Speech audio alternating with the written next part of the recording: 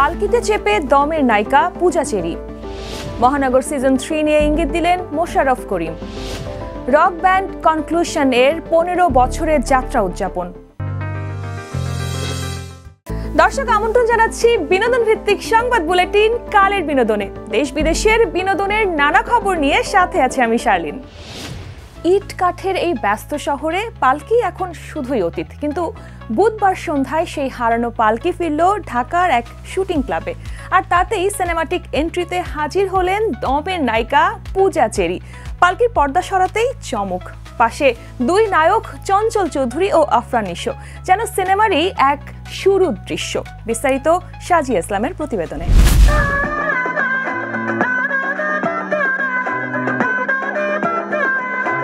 দম সিনেমার মহরতে এভাবেই ঘোষণা করা হয় সিনেমার নায়িকার নাম। শেষ হয় অনেক জল্পনা আর গুঞ্জনের অবসান। মেহজাবিন নয়, পূজাই হচ্ছেন আফরান নিশোর নতুন নায়িকা। অনেক গুঞ্জন পেরিয়ে দম মহরতে মঞ্চে পাওয়া গেল পূজা চেরিকে। পাশে ছিলেন তার নায়ক আফরান নিশো।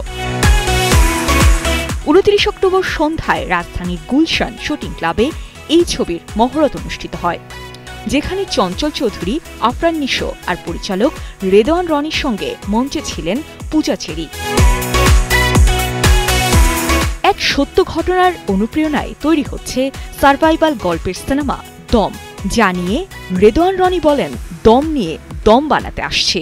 নামটা কেন দম? কারণ গল্পের মধ্যে দম আছে, এবং সিনেমা যখন দর্শক দেখবে তারা নিজেরাও এই দমের জার্নিতে তারা একাত্ম হয়ে যাবে, এটা আমরা বিশ্বাস করি।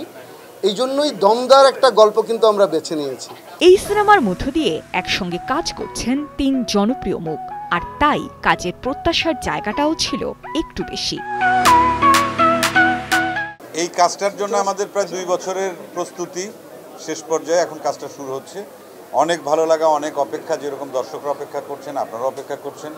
তা সেই জায়গা থেকে প্রথমে আপনাদের কাছে দোয়া চাই আমরা সবাই, আমাদের টিমের পক্ষ থেকে, যে আমরা যেন দম নিয়ে দমটা শেষ করতে পারি। নিশো ভাইয়ের সাথে প্রথম কাজ, ভালো লাগছে। চঞ্চল ভাইয়ের সাথে ছোটবেলায় কাজ করেছি, সেটাও ভালো লাগছে। এবং SBF, আলফাই, চরকি, তাদের সাথেও প্রথম কাজ। সব মিলিয়ে প্রথমের তো একটা আলাদা ফিলিংস থাকে, আলাদা ভালো লাগা থাকে। সো সেই ভালো লাগা থেকেই শুরু করতে যাচ্ছি আপনাদের দোয়া নিয়ে। এই গল্পটা না আসলেই মানে এটা বলার জন্য বলা না যে it's so different, it's so অন্যরকম না, এটা এত জীবনের কাছের গল্প। এবং এখানে এই দম রিলেটেড জায়গাটা এমন এত ভিতরের স্তরের সাইকি নিয়ে কাজ করা হচ্ছে, এটা আসলে পোর্ট্রেশন করতে না একজন ডিরেক্টরের বা টোটাল টিমের দম লাগে। এবং আমরা যারা পারফর্মার তাদেরও আসলে না ইনার দমটা লাগবে।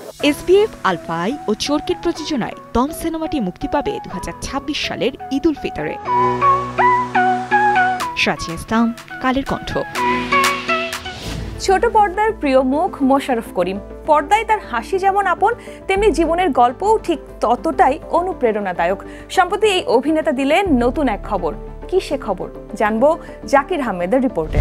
নারী এবং গাড়ি যে পুরুষ কন্ট্রোল করতে পারে না, পুরুষের পর্দায় করে না। ছোট পর্দায় যার উপস্থিতি মানেই দর্শকদের বাড়তি আগ্রহ, তিনি মোশাররফ করিম। 2 দশকেরও বেশি সময় ধরে নিজের অভিনয় দক্ষতা দিয়ে জয় করে নিয়েছেন কোটি দর্শকের মন।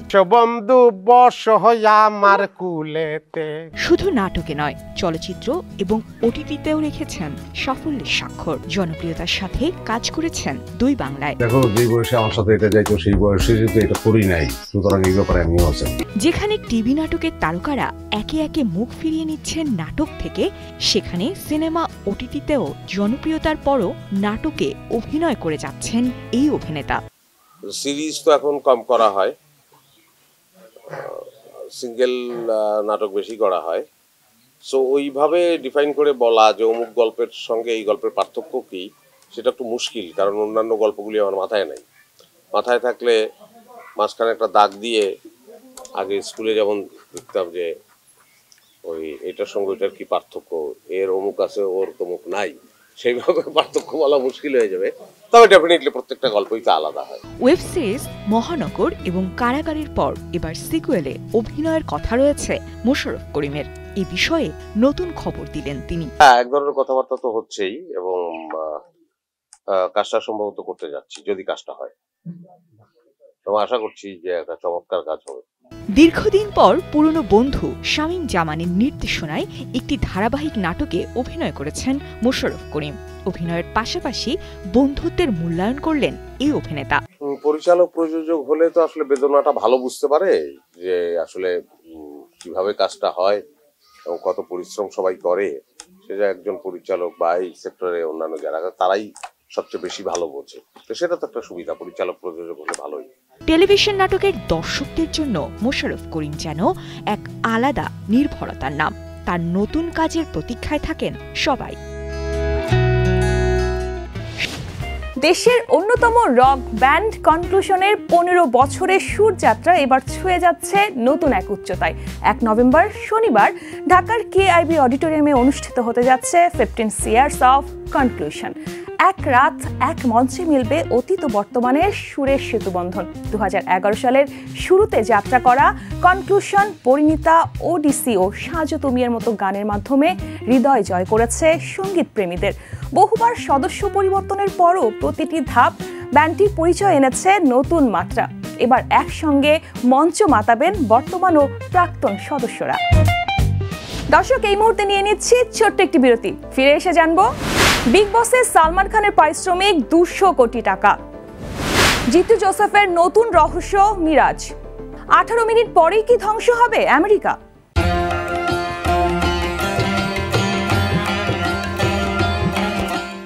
দর্শক, বিরতির পর আবারও স্বাগত জানাচ্ছি বিনোদন ভিত্তিক সংবাদ বুলেটিন কালের বিনোদনে। সাথে আছে আমি শার্লিন। ভারতের আলোচিত রিয়েলিটি শো বিগ বসের প্রতিটি মৌসুমে যতটা জনপ্রিয়তা পায় ততটাই গুঞ্জন ছড়ায় এর সঞ্চালক সালমান খানকে ঘিরে।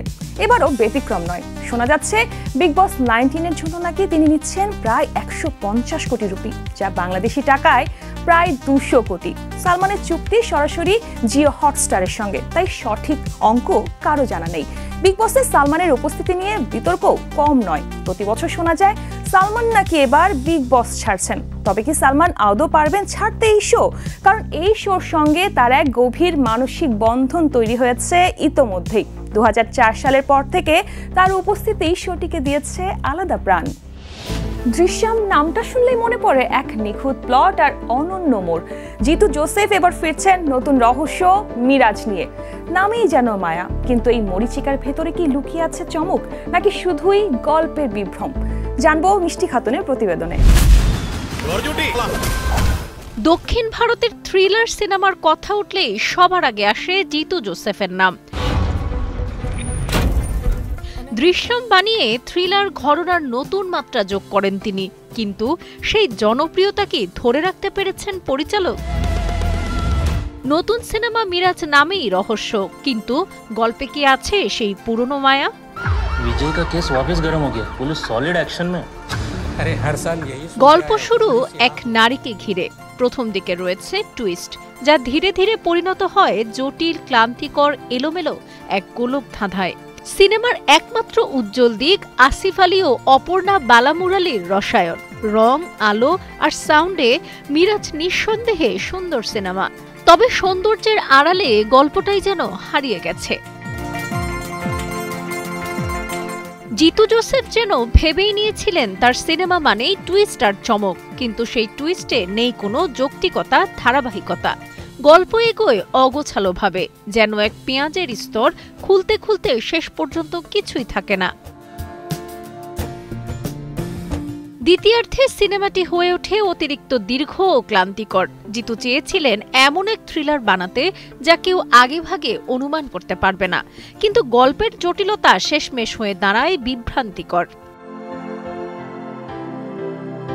দৃশ্যমের পরিচালক জিতু মানেই যেন আলাদা চমক। তার সিনেমার খবর আসতেই উন্মাদনায় ভাসতে থাকে লাখো দর্শক, কিন্তু পরিচালক খেলেন বড় রকমের ধাক্কা। কখনো কখনো অভিজ্ঞ নির্মাতার হাতেও সিনেমা হতে পারে এক নিঃস্ব মরিচিকা। মিরাজ যেন তারই উদাহরণ। ঘড়িতে বাকি মাত্র 18 মিনিট। এক ফোন কল, এক সিদ্ধান্ত, আর তাতেই বদলে যেতে পারে মানবজাতির ভবিষ্যৎ। ক্যাথরিন বিগেলোর নতুন রাজনৈতিক থ্রিলার আ হাউস অফ ডায়নামাইটের শেষ দৃশ্যে রয়েছে এমনই চমকপ্রদ দৃশ্য, সাথে উত্তেজনা আর অনিশ্চয়তার ঝড়। বিস্তারিত থাকছে মিষ্টি খাতুনের প্রতিবেদনে। নেটফ্লিক্সের নতুন রাজনৈতিক thriller a house of dynamite যেন এক পরমাণু ঘড়ির টিকটিক শব্দ। প্রতিটি সেকেন্ডে বেড়ে ওঠে উদ্বেগ, উত্তেজনা আর অনিশ্চয়তা। একটি অজ্ঞাত ক্ষেপণাস্ত্র ছুটে যাচ্ছে মার্কিন যুক্তরাষ্ট্রের দিকে। কে পাঠিয়েছে, কেন, কেউ জানে না। এই আতঙ্কের মধ্যেই পরিচালক ক্যাথরিন বিগেলো গড়ে তুলেছেন মানবজাতির সবচেয়ে ভয়ঙ্কর প্রশ্ন: কয়েক মিনিটে যদি তোমার হাতে আসে পৃথিবীর ধ্বংসের সিদ্ধান্ত, কি করবে?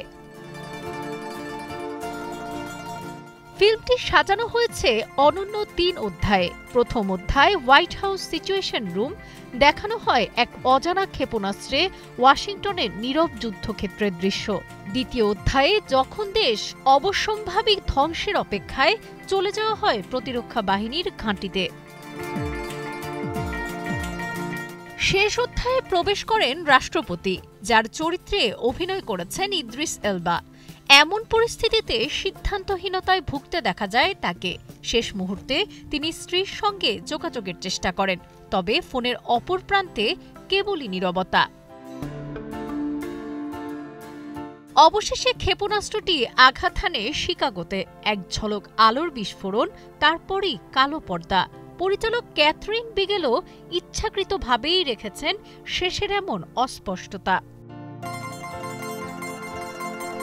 পর্দা কাঁপানো সিনেমাটোগ্রাফির আ হাউস অফ ডায়নামাইট শুধু থ্রিলার নয়, এটি এক অদৃশ্য আয়না, যেখানে তুলে ধরা হয়েছে ভয়, ক্ষমতা আর মানবতার চিত্র।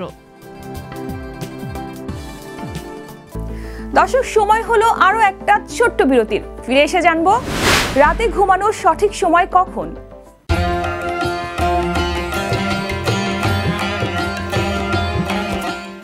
দর্শক, বিরতির পর আবারও স্বাগত বিনোদন ভিত্তিক সংবাদ বুলেটিন কালের বিনোদনে। সাথে আছে আমি শার্লিন।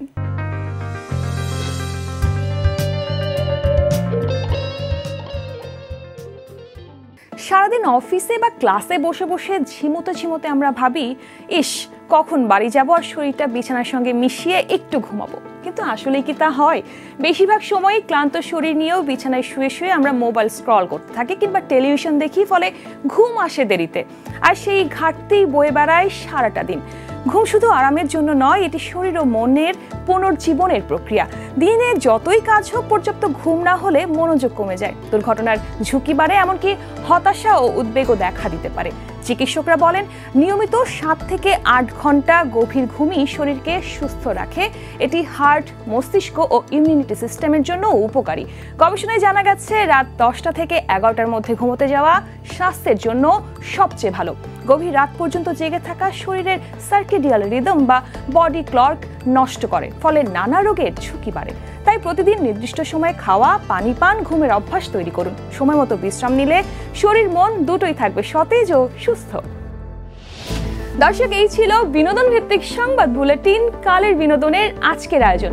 বিনোদন ও লাইফস্টাইলের সব খবর জানতে ভিজিট করুন আমাদের ফেসবুক পেজ ও ইউটিউব চ্যানেল। কাল ঠিক একই সময়ে আবারও দেখা হবে। ততক্ষণ পর্যন্ত ভালো থাকুন, কালের কণ্ঠের সাথেই থাকুন।